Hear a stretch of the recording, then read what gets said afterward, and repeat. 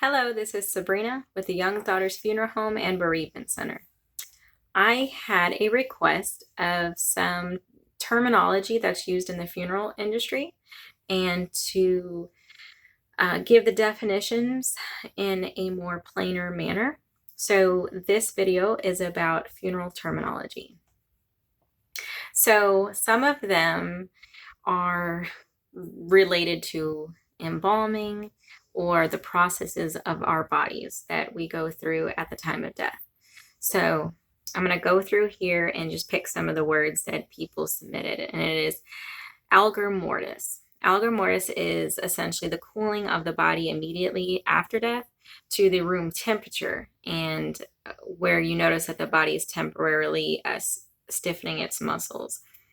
Another one was the difference between an apprentice and a funeral director. So the difference is a funeral director has completed the licensure and are accredited by the state. An apprentice has not taken the national exams that are required and are under the supervision of a funeral director. The apprentice generally applies to the individual who's learning the process of the funeral directing and embalming, or embalming in some states where you can have separate licensing. Let's see, aspirating. What is aspirating? So the process of aspirating is where we withdraw fluids and gases from the abdominal cavity using a long utensil that is designed to take out those gases. Let's see.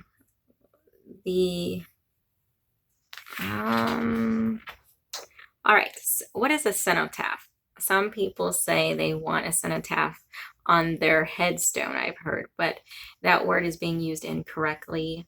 A cenotaph is actually where it's an empty tomb or a monument erected in memory of something or someone, and they are actually buried somewhere else. So it is just a monument to show that they remember. A coffin is different from a casket. Why is that? Because a coffin is a more of a wedge-shaped burial case. Usually has the 8 sides, where a casket is all rectangular in its shape. It's could be made out of wood or metal or plastic, and sometimes the words are used interchangeably, but the design is actually different. What is a committal service? Sometimes you'll see in the template telegram where it just says graveside services. The proper term would have been a committal services, the final portion of the funeral service, in which the time where they are interred or buried or entombed.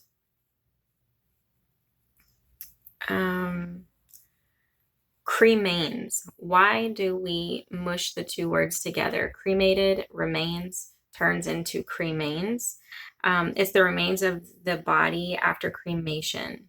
So some people think that in our industry that it's an insensitive word, but it's kind of like a transitional slang word where we take cremated remains and call them cremains. A crematory. A crematory is the actual building with a furnace. The furnace is called a retort, which is used to complete the process of taking the human remains into cremated remains. But that's great. I like, what's the difference between a crematory and a retort? Well, the crematory is actually the actual business entity that allows and licenses and has a licensure to do cremations. The retort is the actual metal container chamber furnace, if you will, that is the actual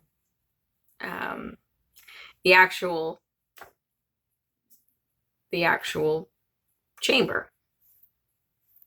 Okay, let's see. A crypt. The crypt is actually a vault or room that is keeping remains. That's the actual definition of it. the difference between a death notice and an obituary. The death notice just alerts the public that services, it does not have any service information. It just states that the person's name, age, town, passed away, and services are pending. The actual obituary says the services and dates and times and survivors and the actual entire service details. Why do people say direct cremation? Well, direct cremation and direct burial means you go straight to the disposition, that there's no services. The direct cremation takes your loved one to or from the facility or the home directly to the actual cremation, the crematory to be cremated. There's no services, there's no viewing, and so forth. So the same thing with direct burial. It takes you from your home or from your facility, and you are properly placed in a casket or a shroud or some other type of receptacles and placed into the earth at the cemetery or other designated places. So what is the process of embalming? The process is a method of sanitizing, disinfecting, and temporarily preserving of the deceased by the means of circulating preservatives and antiseptics through the veins and arteries. That is essentially the process that many of us have used. If you are going green, you'll see that they are using other methods like just maintaining dry ice and so forth. So who is the person that does the embalming would be considered to be an embalmer. They are a licensed individual, hopefully. I haven't heard of any cases that there's people not doing that, but in Texas, you do have to have a license to embalm.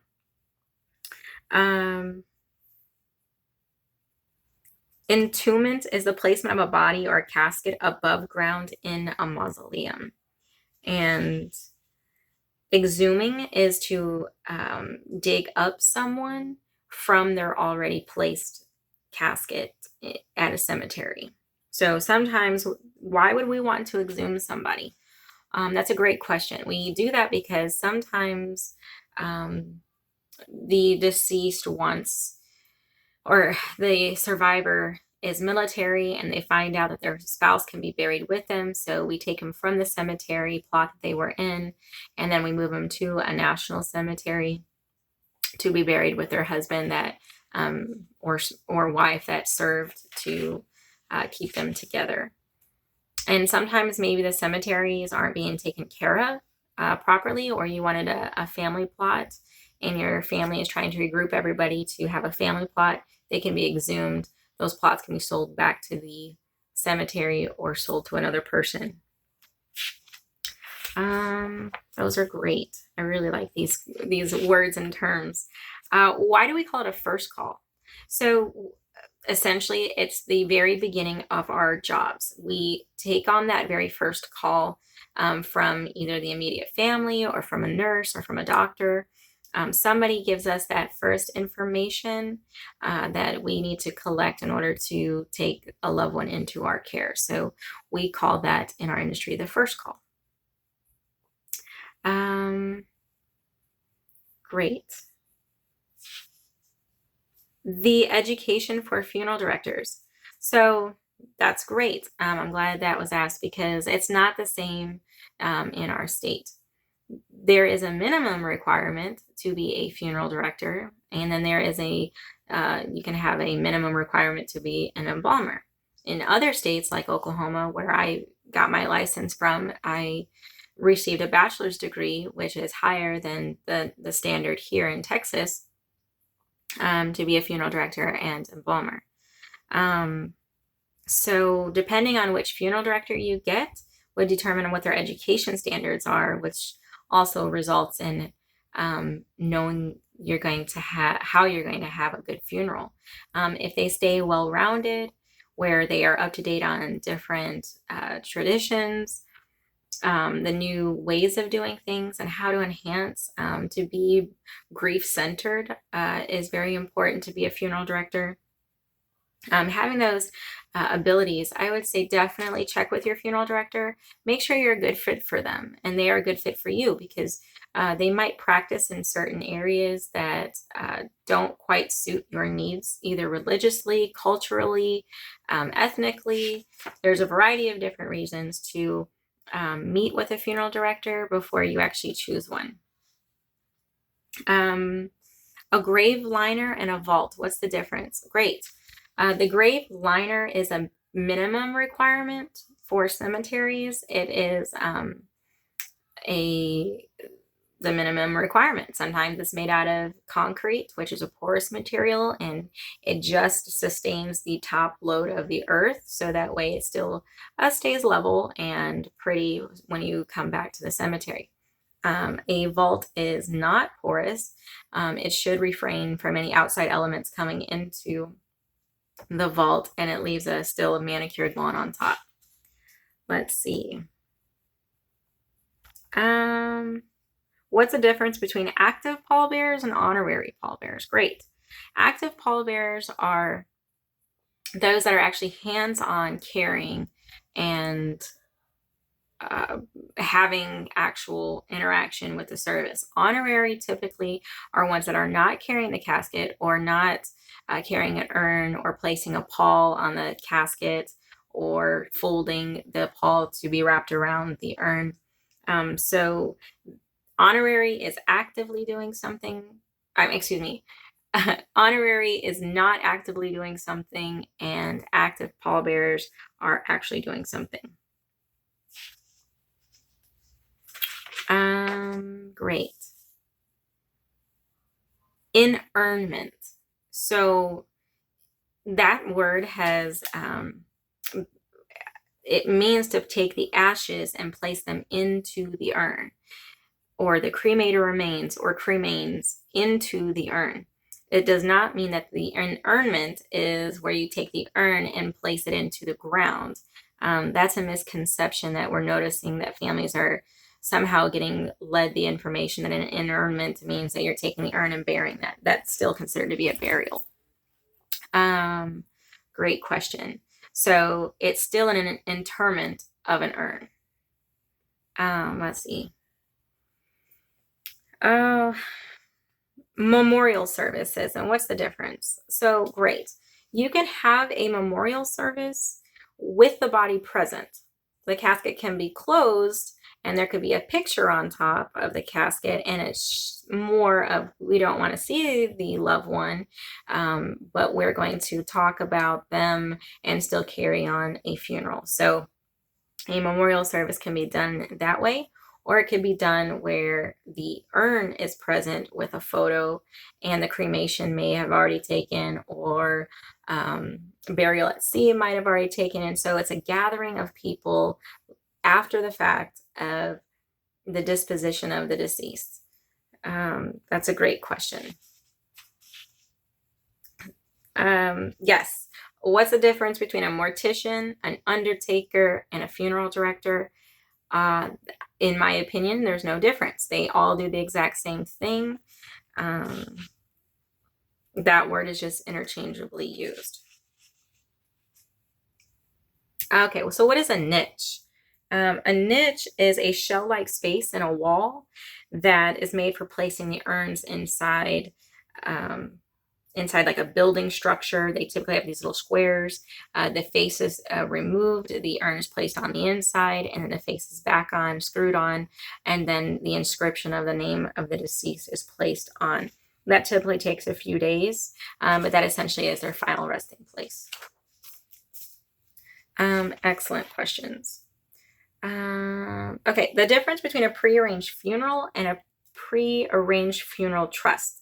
Okay, so the funeral arrangements completed by the individual prior to their death is what a funeral, a prearrangement is. Prearranged funeral trust is a method by which the individual can pay their funeral expenses. Prearranged means you're planning the funeral before you pass away. It does not have to be funded, but at least you spoke with somebody to get your wishes on paper. You've had the documents notarized. You have an authorized agent. You've worked through and you've done all the steps, and maybe it's funded or maybe it's not funded. So the funeral trust or an insurance policy would make it a funded policy, which means you've already taken the liberty to fund it and pay for it.